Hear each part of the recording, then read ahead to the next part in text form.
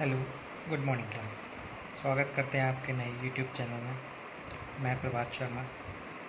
अगर हमारी आगे की वीडियोस लेनी है तो लाइक एंड सब्सक्राइब करें हमारे चैनल को। जैसे कि हमने उस दिन छोड़ा था कि हमारे इंडिया का नाम कैसे पड़ा था, और इंडिया को हम, अपने लैंड को हम इंडिया और भारत के नाम से जानते हैं। ठीक, अब नेक्स्ट टॉपिक अपना लेते हैं कि how to find a past, यानी कि हम पास्ट को कैसे पता कर सकते हैं।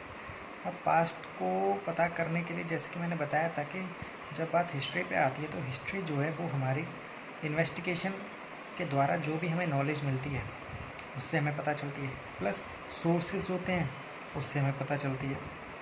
ठीक, या फिर मैन्युस्क्रिप्ट्स वगैरह होते हैं।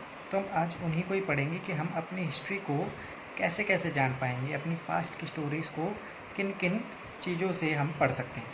पहले इसमें दे रखा books and writings return long ago, यानी कि ऐसी किताबें या ऐसी चीज़ें जो बहुत टाइम पहले लिखी गई हों उनको हम मैन्युस्क्रिप्ट्स के फीचर्स में शामिल करते हैं। जैसे ये मैन्युस्क्रिप्ट जो वर्ड है वो लैटिन वर्ड मैनू से बना है, और मैनू का मतलब होता है हैंड, यानी कि हाथों से लिखी गई जो लिखावट होती है, हाथों के द्वारा लिखी हुई, उसको हम मैन्युस्क्रिप्ट बोलते हैं। और ये मैन्युस्क्रिप्ट, अब देखो, पहले जो कोई ऐसी किताब वगैरह तो होती नहीं थी, ना कोई पेपर होता था, तो पहले हम पाम लीव्स का इस्तेमाल करते थे, या पेड़ की जो छाल होती है, जो वुडन का जो स्ट्रक्चर होता है, वहाँ से हम क्या है उसकी एक लेयर निकाल लेते हैं। उसी लेयर की दूसरी तरफ हम उनको लिखना स्टार्ट करते हैं। या फिर पाम लीव्स हुए जो बहुत ही बड़े होते हैं, चौड़े होते हैं, उन पे हम लिखते थे, जिसको हम भोजपत्र भी बोलते हैं। तो वहाँ से हमने अपनी राइटिंग्स लिखना स्टार्ट कर दी।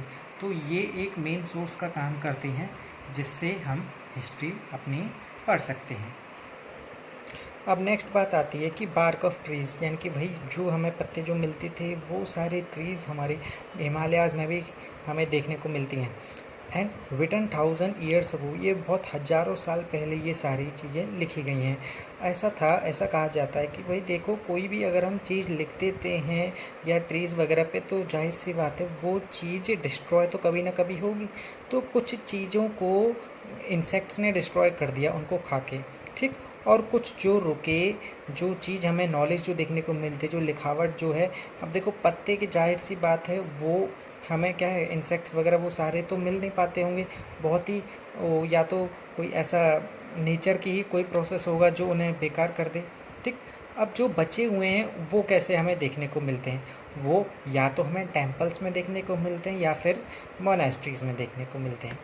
ठीक, हमें अब अगर हम बात करें लैंग्वेज, अब ये जो मैन्युस्क्रिप्ट्स जो हैं वो 3 भाषाओं में लिखी गई हैं, तमिल, संस्कृत और प्राकृत।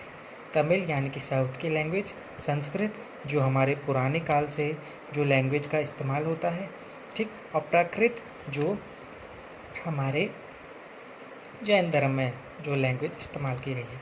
अब सब्जेक्ट ऑफ राइटिंग, अब ये किस किस सब्जेक्ट्स पे इनको लिखा जाता था, कौन कौन से ऐसे टॉपिक्स जो थे इनको शामिल किया जाता था।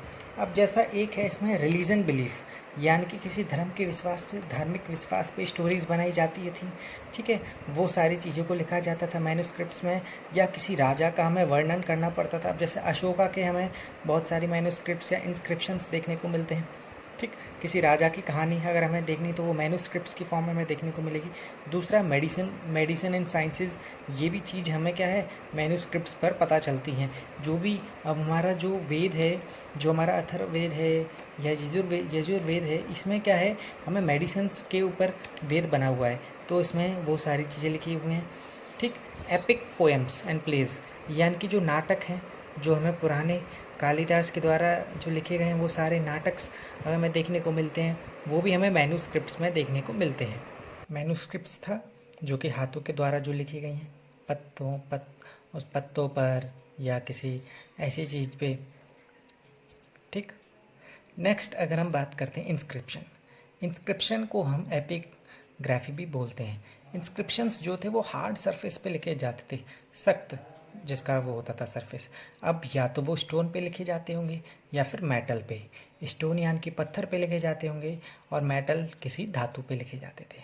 अब वो किस किस टॉपिक्स पे, अब जैसे कोई राजा का संदेश देना हो, ठीक है, लोगों को, तो वो इंस्क्रिप्शंस के द्वारा ही अभिलेख, इंस्क्रिप्शन को एक्चुअली हिंदी में अभिलेख बोलते हैं।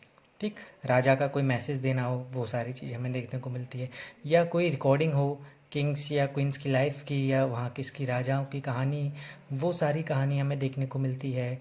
जैसे अगर एग्जांपल दूँ, कंधार, कंधार जो कि हमें वहाँ पे इंस्क्रिप्शन देखने को मिलता है। कंधार का अगर हम बात करें, अशोका का इंस्क्रिप्शन देखने को मिलता है अफ़गानिस्तान में। ठीक, उसमें 2 लैंग्वेजेस का यूज़ किया गया है, ग्रीक और आर्मेनिक। ग्रीक जो है वो हमारे ऊपर लैंग्वेज यूज़ की गई है, और अरमेक जो है वो बॉटम में।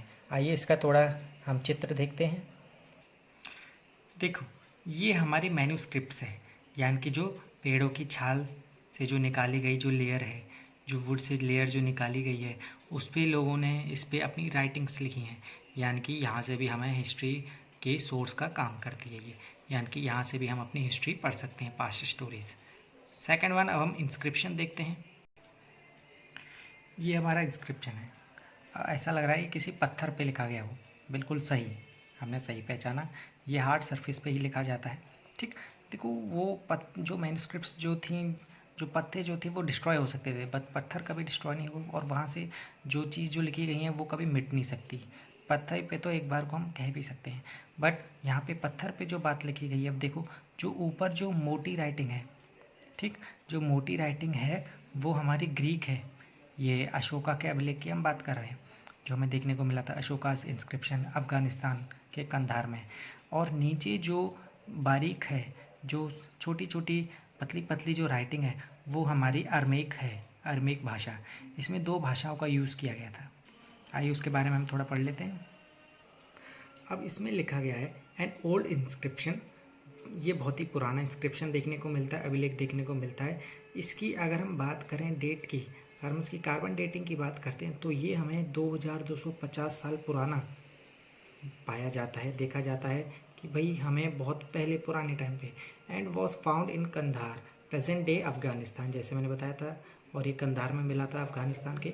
It was inscribed on the order of A ruler named Ashoka, Ashoka के ऑर्डर पर ये चीज़ बनाई गई थी, ये चीज़ लिखी गई थी। अशोका को अपनी स्टोरीज, अशोका रिलेटेड स्टोरीज़, या उसके युद्ध के बारे में जितनी भी बातें थीं, या उसकी जीत कैसे हुई, अपने धर्म का प्रचार प्रसार करना, क्योंकि उसने एट लास्ट बौद्ध धर्म अपना लिया था, वो अच्छे काम, वो सारी चीज़ें उसने अपनी स्टोरीज़ पत्थर पे करवाई थी, राइटिंग्स करवाई थी, और उसी पत्थर की राइटिंग को हमने यहाँ पे इंस्क्रिप्शन नाम दिया है, जिसको हम अभिलेख बोलते हैं।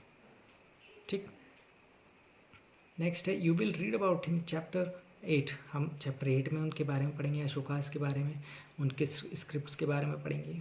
ठीक, वहाँ से हमें देखने को मिलेगा। अब हम देखते हैं objects made and used in the past, यानी कि जो इंस्क्रिप्शंस जो थे ये पुराने टाइम में ही बनाए गए थे। Current found in excavation study archaeology, अब जो है ये खुदाई करने पे ही हमें मिलते हैं, एक्सट्रैक्ट करने पे मिलते हैं, जब हम खुदाई करते हैं तो ये सारे हमें इंस्क्रिप्शंस देखने को मिलते हैं। ठीक, इसकी स्टडी को हमने नाम दिया आर्कियोलॉजी। और इन जो इंसान, जो लोग पढ़ते हैं इस चीज़ को कि भाई ये कितनी पुरानी चीज़ है, या कितने टाइम पीरियड इस चीज़ को बनाया गया होगा, उस स्टडी को आर्कियोलॉजी बोला जाता है। और जो इंसान जो उसकी स्टडी करता है उसको आर्कियोलॉजिस्ट बोला जाता है।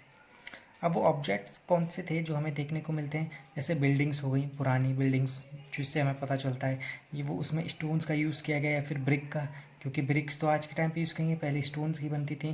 पेंटिंग हो गई, पेंटिंग कितने साल पुरानी है, ये सारी इनकी पहचान करी जाती है। स्कल्पचर्स यानी कि मूर्ति, ये भी मूर्ति की भी पता चलती है, भाई खुदाई में मूर्ति मिली है किसी भगवान की या किसी राजा की, तो उससे उसकी हम क्या है डेट पता करवा सकते हैं कि कितने साल पुरानी है ये मूर्ति। टूल्स, वेपन्स, जो आदि मानव के द्वारा या कोई भी राजा के द्वारा जो भी इस्तेमाल किए गए थे टूल्स। पॉट्स एंड ऑर्नामेंट्स, ये पॉट्स यानी कि जो पुराने सिविलाइजेशंस में या किसी राजा के टाइम पे कोई कैसे बर्तन वगैरह इस्तेमाल किए जाते थे, या कैसी ज्वेलरी थी, या कैसे सिक्के थे, वो सारी चीज़ें। स्टोन्स, अब पत्थर हमें देखने को मिलते हैं वो कैसे थे।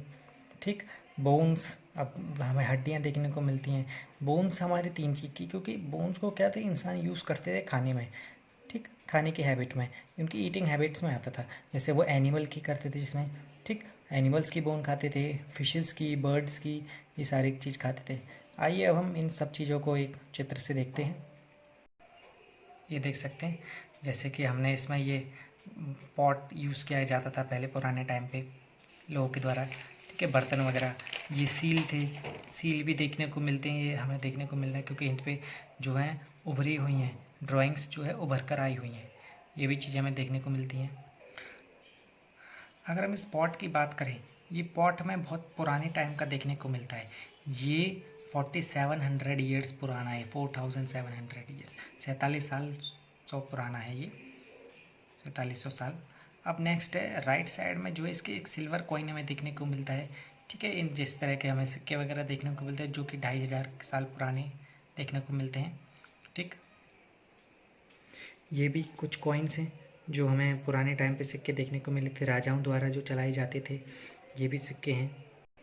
ये अजंता की गुफाएं हैं। अजंता की गुफाएं भी बहुत एक अच्छा एग्जाम्पल है हिस्ट्री पढ़ने के लिए। हमें इनसे पता चलती है कि कितने साल पुरानी हैं, इनमें कौन कौन सी कथाओं का वर्णन किया गया है, बताई गई हैं। ये सारी चीज़ें भी हम यहाँ से पढ़ते हैं। ये अब हम आइए ये कैसी कथाएं इस्तेमाल की गई हैं, इसमें कौन कौन सी, इसमें हिस्ट्री जो है बहुत ही अच्छा एग्जाम्पल है ये हमारा, ये अजंता केव्स का। हमें इसमें पता चलती हैं कि कौन कौन सी कथाएं यूज़ की गई हैं या कौन किस तरह के कितने साल पुरानी हैं मूर्तियाँ, ये सारी चीज़ें। आइए अब हम पढ़ते हैं अपने major sources of knowing the past, यानी कि हम अपने और पास्ट को कैसे हम जान सकते हैं, वो सारी चीज़ें सोर्स पढ़ते हैं। आइए जैसे अब देखो सोर्सेज ऑफ हिस्ट्री, यानी कि अब इसको और अच्छे से हम देख लेते हैं और डिटेल में देख लेते हैं कि हम अपनी हिस्ट्री को और कौन कौन से सोर्सेज से हम पढ़ सकते हैं। जैसा पहले मैंने बताया आर्कोलॉजिकल सोर्सेज। आर्कोलॉजिकल सोर्सेज में हमारे मॉन्यूमेंट्स आते हैं, ठीक, जिनको हम पुरातात्विक स्रोत बोलते हैं आर्कोलॉजिकल सोर्सेज को। मॉन्यूमेंट्स जैसे रेड फोर्ट हो गया, हमें देखने को मिलता है। हम वहाँ से भी हमें क्या है हिस्ट्री के बारे में बात पता चलती है कि भाई जैसे रेड फोर्ट शाहजहाँ ने बनवाया था, शाहजहाँ के पूरे शासनकाल की कहानी हमें वहाँ से देखने को मिलती है, उसने कौन कौन सी चीज़ें बनवाई थी। नेक्स्ट है इंस्क्रिप्शंस, यानी कि अभिलेख या अशोका के द्वारा जो बनवाए गए थे अपने राजा के टाइम पे, ठीक। नेक्स्ट है कॉइन्स, यानी कि गुप्ता डायनेस्टी में कॉइन्स चलवाए थे समुद्रगुप्त ने अलग अलग तरह के, ठीक। उन कॉइन्स पे क्या है वीणा, ये एक हमारे वीणा वादन का चित्र बना हुआ है, ठीक है, एक वो वीणा बजा रहा है इंस्ट्रूमेंट, और ये वीणा जो है हमारा सबसे पुराना इंस्ट्रूमेंट्स देखने को मिलता है। स्टैचूज़ देखने को मिलते हैं, हमें मूर्तियाँ वगैरह देखने को मिलती हैं। इन सारी चीज़ें से भी हम हिस्ट्री की स्टडी करते हैं, इनसे हमें पता चलता है। जैसे अगर हम हड़प्पा सिविलाइजेशन की बात करें तो नटराज की मूर्ति हमें देखने को मिलती है जो कि डांस करती हुई है, जो कि ब्रोंज़ की बनी हुई है, कांस की,